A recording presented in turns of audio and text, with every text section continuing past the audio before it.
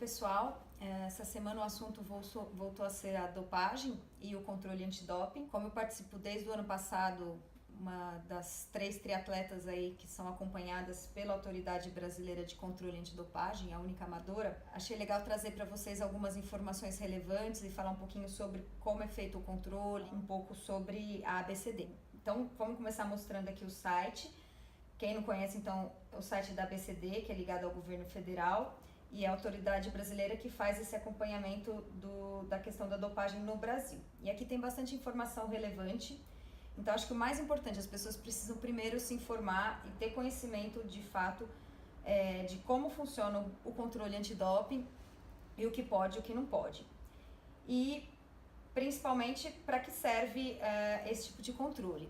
A dopagem, então, é conhecida como o uso de substâncias ilícitas que vai melhorar a condição do atleta numa competição. Mas no Código Mundial, que é um código universal, existem várias descrições que são consideradas doping. Por exemplo, a recusa do atleta a realizar o exame. A recusa do atleta pode ser passível de punição e é considerada doping da mesma forma como a dosagem de substâncias proibidas. Uma coisa super importante que tem aqui no site e a principal que todo atleta, amador ou profissional tem que conhecer é a lista dos medicamentos proibidos. Então é essa abinha aqui do site. Eu já deixei essa lista aberta aqui. O interessante é que ela é em inglês. A versão do site brasileiro é em inglês, que é a da UA, da mesma lista. E é dividida em medicamentos que são proibidos em qualquer momento, ou seja, em qualquer período do ano, e nos medicamentos que são proibidos só durante a competição. Então, quando você é dosado pré-prova ou pós-prova. Então, são poucos grupos, não é difícil você conhecer. Os mais comuns, o grupo número 1 são os agentes anabólicos, são os anabolizantes todos. Então, todos são proibidos. Depois disso, os hormônios, fator de crescimento. Aqui entra o famoso EPO e todos os análogos de EPO. São medicamentos de acesso muito mais difícil, são os medicamentos injetáveis, todos fazem parte desse grupo, por exemplo, GH, fatores de crescimento. No grupo 3 são os beta-2 agonistas e esses medicamentos, pessoas que têm problemas pulmonares, asma, etc., podem fazer uso, então tem que ficar atento. Então, por exemplo, o salbutamol é bastante utilizado por quem tem bronquite e eles todos são considerados doping em qualquer época do ano. O grupo 4 são os hormônios. Aqui também entra, por exemplo, o androstenol, a androstenediona, que fazem os mesmos efeitos do grupo 1. E no grupo 5 são os diuréticos, que na verdade eles não melhoram a performance, mas eles são considerados doping porque as pessoas tomam o diurético para mascarar o efeito do doping, né? Para eliminar a medicação proibida. Depois vem os métodos proibidos, e os métodos proibidos são as transfusões sanguíneas, e é possível detectar isso no exame. E aí manipulações químicas e genéticas, que são coisas altamente sofisticadas, eu acho que pouco atleta amador teria acesso, mas também é doping. E depois entram as substâncias que são proibidas só na competição. Só na competição entram os estimulantes, e aqui que entra anfetamina, cocaína, então maconha, entra nesse grupo que é proibido só durante a competição. Os narcóticos, então, por exemplo, morfina, metadona, oxicodona, que são proibidos, aqui está a maconha, é o grupo 8. E os famosos corticoides, então todos os grupos de glicocorticoides são proibidos só na competição. Tem alguns medicamentos que são proibidos em competições específicas, mas aqui não tem nada que entre em corrida e triatlo, é só tiro ou algumas outras coisas, então não importa.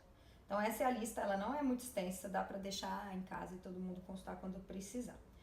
Uma coisa interessante, se você precisa fazer uso de alguma medicação, necessidade médica de fato, você pode e deve pedir uma autorização de uso terapêutico aqui no site, antes de qualquer competição que você possa ser testado.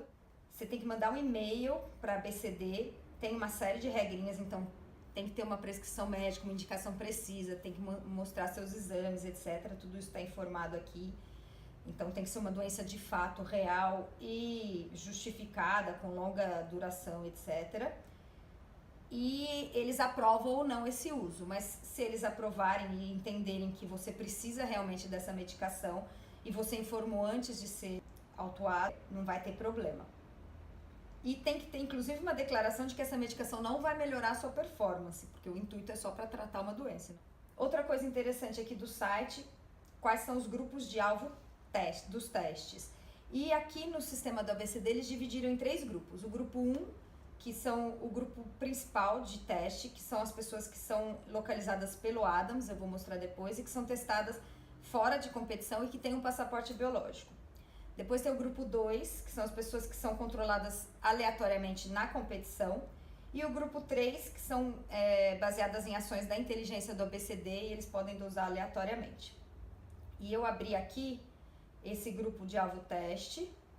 E aqui tem as pessoas que são testadas e que têm o passaporte biológico. Atletismo, natação, etc., ciclismo.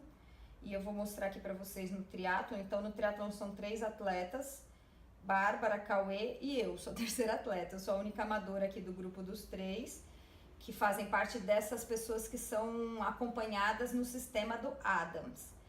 O sistema do Adams, vou abrir aqui para vocês, é um sistema que você entra só o atleta cadastrado, que tem um login, uma senha, pode entrar no computador ou no celular.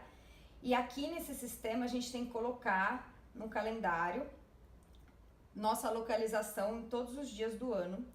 O preenchimento pode ser feito trimestralmente, mas aqui, olha, tem um calendário onde eu coloco a localização todos os dias, mas tem um horário do dia, na duração de 1 hora, que você não pode falhar no envio da localização. Então, nesse horário você pode ser testado a qualquer dia do ano. E se você for para qualquer competição, obrigatoriamente você tem que preencher aqui no sistema o local, o endereço, o hotel, porque eles podem ir até o seu hotel para fazer a dosagem no período de competição. E aqui ficam os resultados, estou mostrando aqui já o resultado das minhas análises, dos testes que já foram feitos durante as coletas aí aleatórias.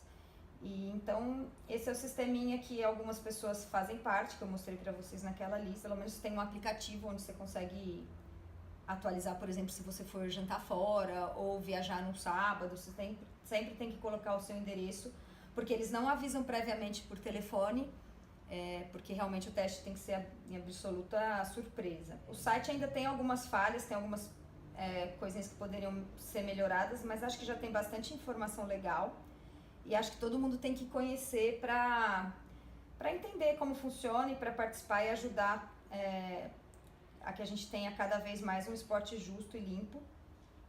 Mas acho que já está começando e a tendência é melhorar daqui para frente. Valeu, galera. Isso aí.